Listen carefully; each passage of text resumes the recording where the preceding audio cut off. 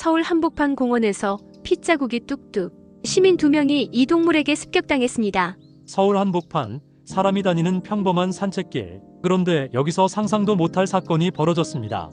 밤 9시 송파구 문정동의 서울 둘레길. 강아지를 데리고 산책하던 여성 2명이 정체불명의 야생동물에게 습격당한 겁니다. 현장에는 핏자국이 뚝뚝 떨어져 있었고 한 명은 병원에 실려갈 정도로 큰 부상을 입었습니다. 과연 이들을 습격한 위험한 동물의 정체는 무엇일까요? 그리고 이런 사건이 왜 서울 한복판에서 일어나고 있는 걸까요? 오늘 그 진실을 파헤쳐 보겠습니다. 사건은 2024년 7월 5일 밤 9시경 발생했습니다. 서울 송파구 문정동 서울 둘레길 인근 강아지와 함께 산책하던 여성 2명이 갑자기 어딘가에서 튀어나온 야생동물에게 공격을 당합니다. 이 사건을 직접 목격한 시민 어씨는 말합니다. 한 30대쯤 되는 여성분이 당했다고 들었어요. 바닥에 핏자국이 뚝뚝. 정말 충격이었죠. 사고 다음 날 기자가 찾은 현장에는 아직도 핏자국이 선명했고 오소리 출몰 주의라는 플래카드까지 설치되어 있었죠. 그렇습니다. 사람을 습격한 이 야생동물의 정체는 바로 오소리였습니다. 오소리는 식육목 족제비과에 속하는 중형 포유동물입니다. 한국 전역에 서식하고 있고 몸길이 약 60cm, 체중은 15kg에 이릅니다. 긴 몸통에 짧은 다리, 강력한 앞발톱과 근육질 뒷다리를 가지고 있어서 작은 곰이라는 별명도 있습니다. 오소리는 기본적으로 온순한 동물이지만 특히 새끼를 지키거나 위협을 느끼면 본능적으로 매우 공격적으로 변합니다. 앞발톱의 길이는 무려 4cm에 달하고 단단한 흙이나 나무 뿌리를 뜯을 정도로 강력하죠. 게다가 성인 남성을 순식간에 제압할 수 있을 만큼의 민첩성과 힘을 가지고 있습니다. 오소리는 단순한 귀여운 동물이 아닌 실제로 매우 강력하고 위험할 수 있는 존재인 겁니다. 오소리는 주로 야행성입니다.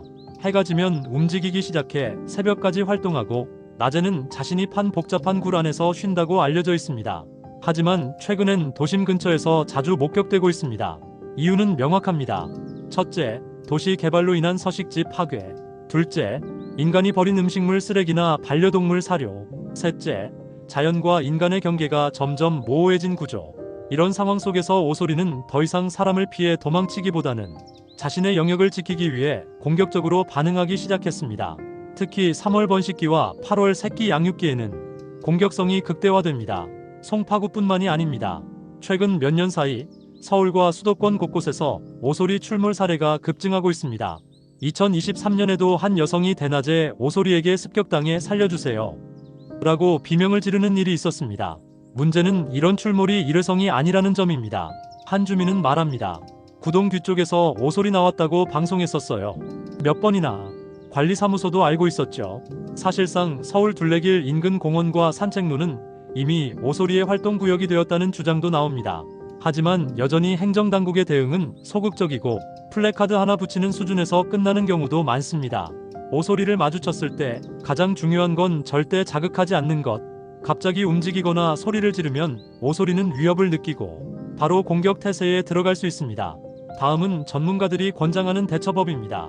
천천히 후퇴하기, 크게 소리치거나 손을 흔들지 말 것, 반려견 목줄을 짧게 잡고 컨트롤, 야간 산책은 자제하거나 손전등 지참, 특히 산책 시엔 공원 주변 음식물 쓰레기를 치우는 등 간접적인 유인 요인을 줄이는 것이 핵심입니다. 이 사건은 단순한 동물 습격 사고가 아닙니다. 도시와 자연, 인간과 야생동물이 공존해야 하는 시대의 경고입니다. 지금까지 인간은 자연을 개발하며 야생동물의 터전을 빼앗아왔고 그 결과 야생동물은 더 이상 숲이 아닌 아파트 단지와 공원으로 내려올 수밖에 없었습니다. 우리는 앞으로 어떻게 공존할 수 있을까요?